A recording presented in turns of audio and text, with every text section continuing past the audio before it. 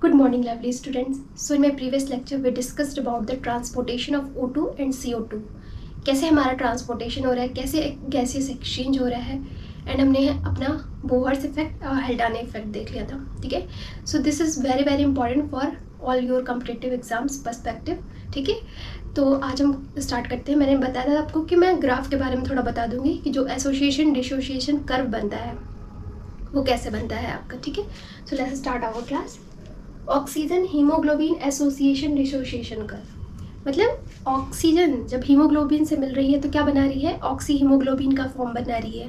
और जब डिसोसिएट हो रही है कहाँ, टिश्यू के लेवल पे और क्या कहते हैं सिस्टमिक कैपिलरी के लेवल पे, तो उसी का एक कर्व मिलता है. ठीक है. तो देखिए सबसे पहले आप एक देखिए P50 वैल्यू क्या होती है. इस कर्व को पढ़ने से पहले partial pressure of oxygen at which 50% hemoglobin is saturated with oxygen means आप सबको पता है कि यहाँ पे देखें कि ऑक्सीजन का कितना मॉलिक्यूल जुड़ता है हीमोग्लोबिन से, तो ऑक्सी हीमोग्लोबिन का फॉर्म बनाता है. यस, 4 ऑक्सीजन मॉलिक्यूल मिलते हैं तो ऑक्सी हीमोग्लोबिन बनाता है. ठीक है. तो जैसे मान लीजिए 4 की जगह पे आपका 2 ऑक्सीजन ही पार्टिसिपेट करे हीमोग्लोबिन से, तो ये P50 वैल्यू आपकी निकल के आएगी. So that is happening here कि पार्शियल प्रेशर इस हीमोग्लोबिन से जब हाफ अमाउंट में ऑक्सीजन मॉलिक्यूल जुड़ेंगे तो उसी को हम कहते हैं सैचुरेशन. मतलब होता है ऐड होना, किसी चीज़ से जाके जुड़ना. ठीक है. तो पार्शियल प्रेशर ऑफ ऑक्सीजन का partial pressure at which 50% haemoglobin. ठीक है. 50% मतलब आधा ही जुड़ेगा ना यहाँ से, saturated with oxygen. Okay. That is happening here कि partial pressure of oxygen at which 50% haemoglobin as saturated with oxygen. ठीक है. तो मान लीजिए हीमोग्लोबिन जो है आपका, हीमोग्लोबिन के पास 4 जगह स्पेस है, तो 4 स्पेस से, चारों स्पेस से आके आपको ऑक्सीजन बाइंड कर दिया, तो वहाँ पे सैचुरेशन कितनी होगी, अप्रॉक्स 100%. लेकिन एक्चुअली 100% होती नहीं है. कितनी होती है, 97% सैचुरेशन होती है. ठीक है. और 3% मैंने आपको बताया था प्लाज्मा में डिजॉल्व हो जाती है. मैंने ये आपको बताया था ना, अगर आपको याद हो. मैं यहाँ पे बना दे रही हूँ कि ग्राफ बनाऊंगी इरेज करके. ठीक है. तो देखिए ये था आपका क्या, pulmonary capillary, and this is your, मान लीजिए यहाँ पे एल्वियोली थी. ध्यान से देखिएगा. तो एल्वियोली से आपको क्या हो रहा है, ऑक्सीजन आ रहा है पल्मोनरी कैपिलरी में. तो यहाँ पे बताइए, एंड यही आपका फिर सिस्टमिक कैपिलरी में आ रहा है, systemic capillary, and this is your tissue. ये बताया था ना मैंने प्रीवियस लेक्चर में. इसको थोड़ा बड़ा बना देती हूँ. मान लीजिए एल्वियोली. ठीक है. तो ऑक्सीजन आपका यहाँ से यहाँ पे आ रहा है. तो यहाँ पे देखिए, यहाँ पे मैंने क्या बताया था, आपका एसोसिएशन हो रहा है किसका, ऑक्सीजन से हीमोग्लोबिन का एसोसिएशन हो रहा है. यहाँ पे किस लेवल पे, लंग के लेवल पे. किस लेवल पे, लंग के लेवल. एल्वियोली क्या है भाई, लंग के लेवल. एल्वियोली किसका पार्ट है, लंग का पार्ट है. और ऑक्सीजन का कंसंट्रेशन यहाँ पे क्या है, ज़्यादा है. तो पार्शियल प्रेशर ऑफ ऑक्सीजन यहाँ पे क्या है, ज़्यादा है. यहाँ पे ये कॉन्सेप्ट आप समझ जाएंगे ना, तो ये ऑब्वियसली समझ में आ जाएगा. भाई पार्शियल प्रेशर ऑफ ऑक्सीजन ज़्यादा है तो partial pressure of carbon dioxide क्या होगा, लेस होगा. ओके. ठीक है. और जस्ट इसका उल्टा यहाँ पे हो जाएगा. भाई पार्शियल प्रेशर ऑफ ऑक्सीजन यहाँ पे क्या है, टिश्यू के लेवल पे. भाई आप कार्बन डाइऑक्साइड यहाँ पे जाना है ना, टिश्यू के लेवल पे. जो रेस्पिरेशन, सेलुलर रेस्पिरेशन हो रहा है उसकी वजह से आपका क्या है, पार्शियल प्रेशर ऑफ ऑक्सीजन यहाँ पे क्या है, कम है. तो partial pressure of carbon dioxide यहाँ पे क्या होगा, ज़्यादा होगा. ठीक है. तो दैट इज हैपनिंग हियर. मतलब ये कॉन्सेप्ट आपको क्लियर रहना चाहिए. और यहाँ पे क्या हो रहा है, ऑक्सीजन हीमोग्लोबिन एसोसिएशन हो रहा है कि डिसोसिएशन हो रहा है, डिसोसिएशन हो रहा है. तभी तो ऑक्सीजन आपकी फिर टिश्यू में आती है वापस से, या ऑक्सीजन डिसोसिएट होती है तभी तो आती है. तो दैट इज हैपनिंग हियर. मतलब ऑक्सीजन हीमोग्लोबिन डिसोसिएशन. तो डिसोसिएशन पे आपको ये दिमाग में रखना है कि पार्शियल प्रेशर किसका ज़्यादा रहता है, ऑक्सीजन का कि कार्बन डाइऑक्साइड का. तो ये कॉन्सेप्ट आपको क्लियर होना चाहिए. ठीक है. अब देखिए, अब मैं इसको बिठा दूँ तो आपको ये चीज़ समझ में आएगी. यही मैंने लिखा है. देखिए अब मैं ग्राफ आपको समझाती हूँ, क्योंकि अब आपको ग्राफ समझ में आ जाएगा. देखिए इसको थोड़ा मैं इरेज कर दूँ. अब ये ग्राफ किन दोनों पॉइंट पे, मतलब एक्स एक्सिस पे आप क्या लोगे, वाई एक्सिस पे क्या लोगे, किसके बीच ग्राफ है. Percentage saturation of oxygen with haemoglobin, मतलब ऑक्सीजन से हीमोग्लोबिन का सेचुरेशन कितना हो रहा है, and partial pressure of oxygen आप कितना ले रहे हो। ओके, तो देखिए थोड़ा साउंड अवॉइड कीजिएगा, क्योंकि हम जस्ट बगल में जिम खुल गया है, तो उसकी वजह से वो लोग सुबह सुबह ही बहुत ज़्यादा साउंड करते हैं, तो उसकी वजह से साउंड बहुत आती है। देखिए, percentage saturation of haemoglobin with oxygen and partial pressure of oxygen.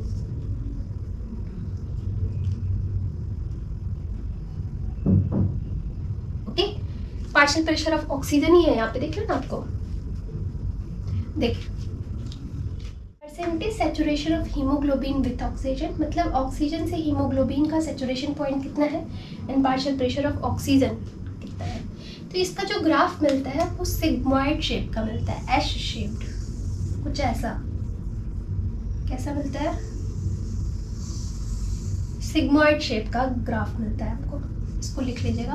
That is very very important question, कि oxygen haemoglobin association dissociation curve में कैसा आपको कर्व मिलता है या कैसा शेप मिलता है, तो सिग्मॉइडल या एश शेप्ड।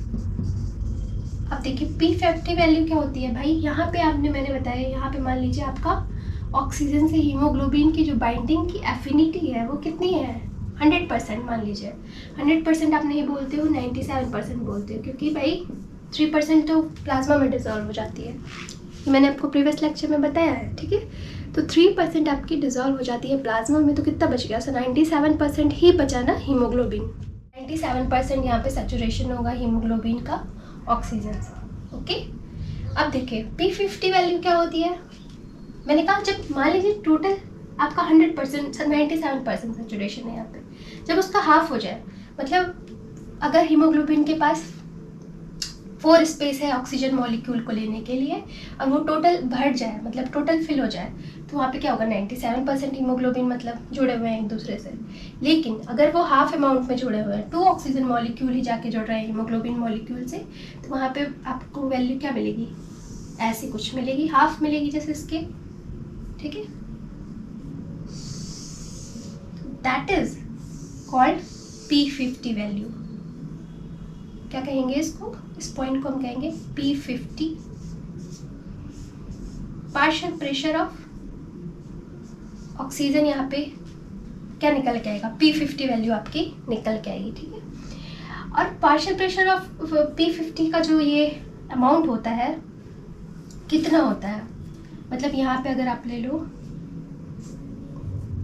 0, 10, 20, अप्रॉक्स 30 एंड इसके बीच में 20 के बीच में रहता है, मतलब मीन्स आप दिमाग में रखो 28 mmHg पारे के अप्रॉक्स इसको क्या कहता है, मेज़र किया जाता है।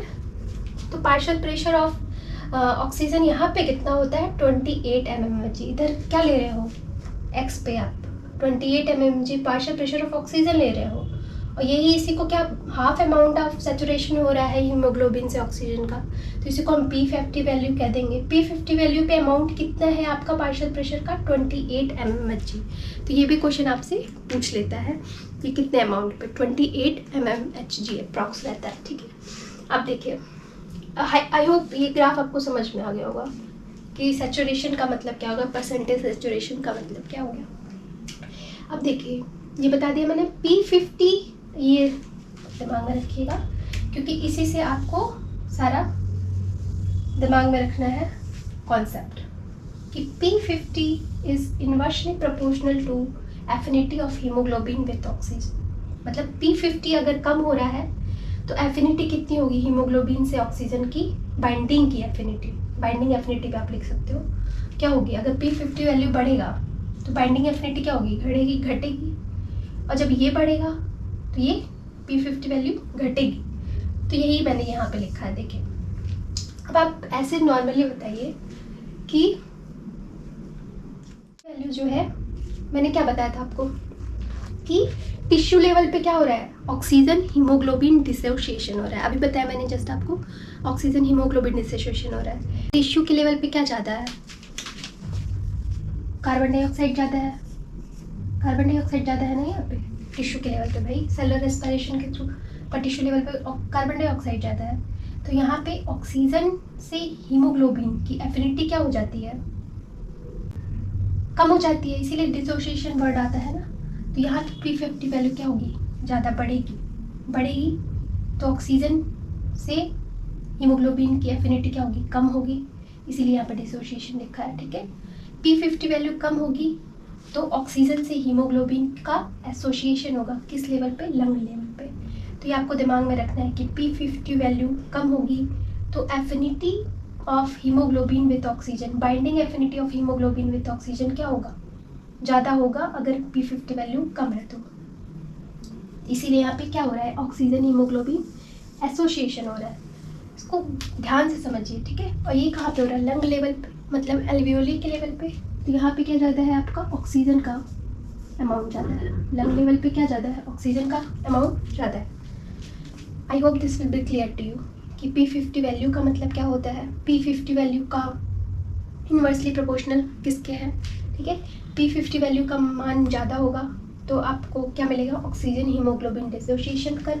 अब देखिए P50 वैल्यू मान लीजिए यहाँ पे थी आपकी P50 वैल्यू, अब ये ज़्यादा होगी तो क्या हो रहा है, कर्व आपका राइट की तरफ शिफ्ट होगा, कर्व आपका कैसा शिफ्ट होगा, राइट की तरफ। मान लीजिए यहाँ पे आपका कर्व आपका कहाँ शिफ्ट होगा, राइट की तरफ। P50 वैल्यू कम होगी तो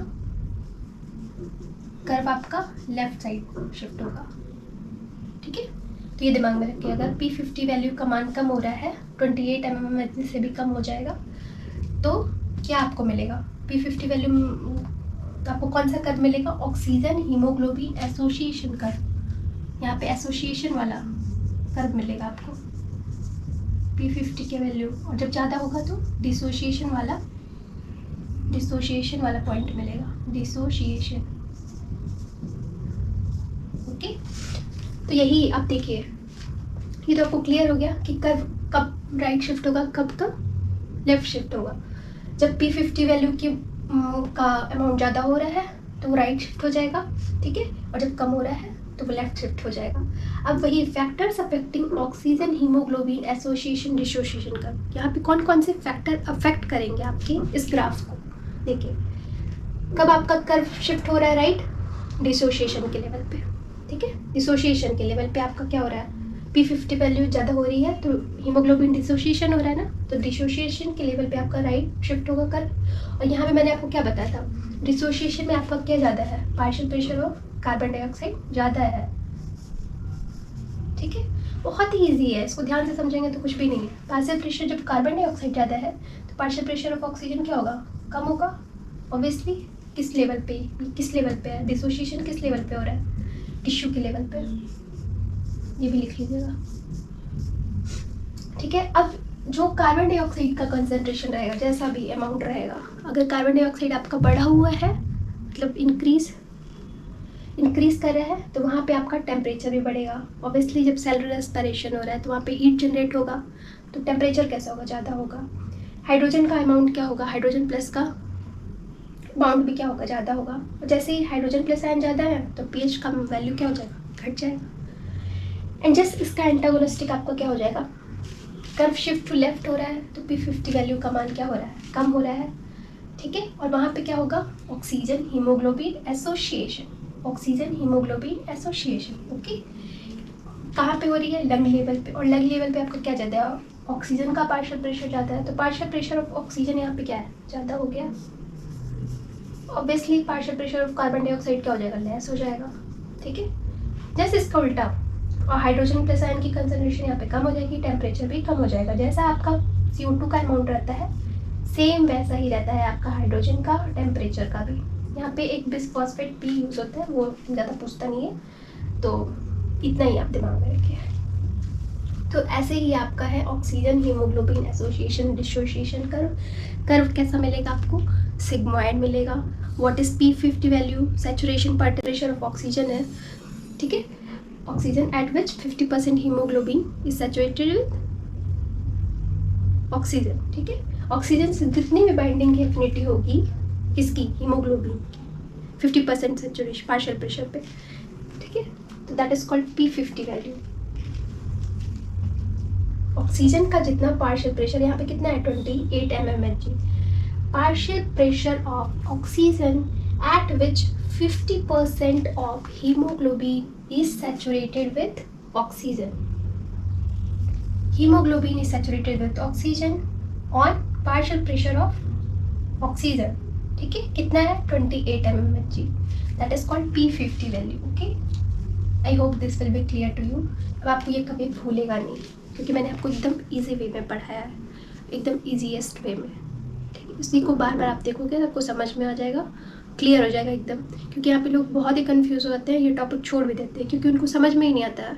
कर्व आपको किसी भी चैप्टर में अगर आता है तो वो बहुत ही इंपॉर्टेंट है. जैसे एंजाइम का है, एंजाइम लेवल पे भी कर्व है, ठीक है, वहाँ पे भी एसोसिएशन डिसोसिएशन ही आता है. तुम्हारा मायोग्लोबिन का कर्व आता है, वो भी कुछ ऐसा ही होता है. तो जब मैं मायोग्लोबिन से रिलेटेड चैप्टर पढ़ा रही हूँ तो वहाँ पे वो कर्व बताऊँगी, क्योंकि आप क्या होगा फिर यहाँ पे डिफरेंस नहीं कर पाओगे. ठीक है, so that is all about the association dissociation का. बस कुछ लोग बस डिसोसिएशन कर्व ही लिखते हैं. क्यों? क्योंकि देखिए भाई, मुझे तो यही पता है कि यहाँ पे एसोसिएशन भी हो रहा है, डिसोसिएशन दोनों हो रहा है, तो दोनों लिखना चाहिए. ठीक है, इसलिए मैं एसोसिएशन डिसोसिएशन कर्व लिखती हूँ. ओके, अब मिलते हैं नेक्स्ट वीडियो में. कुछ थोड़ा सा और टॉपिक रह गया है रेस्पिरेटरी सिस्टम में, ये लास्ट लेक्चर होगा आपका. ठीक है, तो मिलते हैं नेक्स्ट वीडियो में. Thank you so much.